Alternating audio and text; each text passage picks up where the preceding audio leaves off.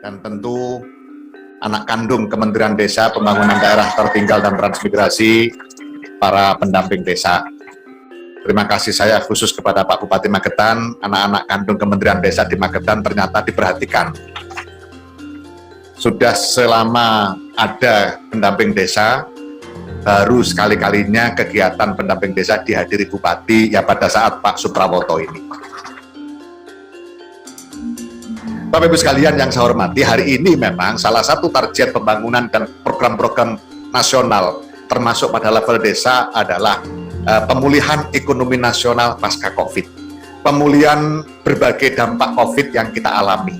Dan tentu itu membutuhkan satu penanganan yang serius. Nah, salah satu yang menjadi ikon untuk percepatan pemulihan ekonomi nasional adalah desa wisata yang dikelola oleh BUMDes. Nah, permasalahan-permasalahan inilah yang terus akan dijawab melalui SDGs desa. Oleh karena itu, pada kesempatan yang berbahagia ini, saya mengajak kepada seluruh kepala desa yang sampai hari ini belum menyelesaikan pemutakhiran data desa berbasis SDGs desa untuk segera diselesaikan. Sampai hari ini, Pak Bupati, sudah sekitar 50.000 desa seluruh Indonesia yang sudah menyelesaikan pendataan pemutakhiran data berbasis SDGs. Bapak Ibu sekalian yang saya hormati, yang terakhir saya ingin memberikan satu gambaran jelas kepada Bapak Kepala Desa yang kemarin agak kecewa dengan Perpres 104. Tidak usah kecewa, Perpres 104, 40% BLT itu hanya berjalan 1 tahun ini. Kalau COVID selesai kita akan kembali normal. Karena apa? Karena itu memang merujuk pada Undang-Undang Nomor 2. Yang undang-undang itu lahir karena kondisi COVID. Yang pertama. Yang kedua, Bapak Kepala Desa nggak usah ragu-ragu, banyak yang khawatir. Kalau kita dipaksakan 40%, padahal warga desa miskin di desa kami tidak sampai membutuhkan anggaran sampai 40% dana desa. Kalau nanti saya paksakan, saya akan kena masalah hukum. Tidak akan ada masalah hukum. Yang penting tuntaskan masalah kemiskinan di desa yang betul-betul sesuai dengan data yang ada. Kalau toh tidak sampai 40%, ya udah pakai saja yang ada itu. Jadi tidak harus dipaksakan 40%. 40% itu adalah semangat Bapak Presiden, semangat pemerintah untuk menyelesaikan kemiskinan di desa, utamanya kemiskinan ekstrim. Dan saya yakin tidak ada satupun kepala desa yang tidak ingin kemiskinan di desanya hilang. Nah, oleh karena itu, manfaatkan betul momentum ini, karena momentum ini tidak akan terulang.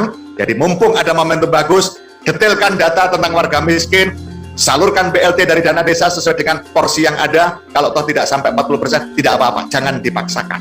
Nah, itulah makanya bagi kami Perpres 104 tidak ada masalah apa-apa. Sementara yang 60% masih diberikan ruang yang cukup. Ketahanan pangan, nabati dan hewani 20% itu bisa dipakai apa saja, yang penting orientasinya ke sana. Contoh, bisa saja desa bangun gudang pangan dengan 20% itu. Silakan diambil keputusan di desa. Jadi tetap memberikan ruang yang cukup kepada desa.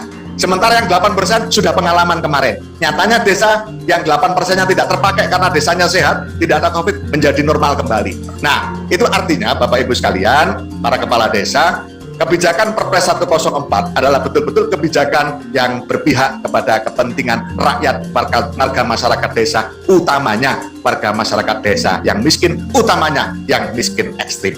Bapak Ibu sekalian yang saya hormati, demikian yang bisa saya sampaikan. Terakhir saya ingin tutup dengan pantun. Bulan puasa penuh dengan rahmat, setiap hari membawa nikmat. Untuk warga desa Geni Langit saya ucapkan selamat. Sudah punya BUMDes harus semangat.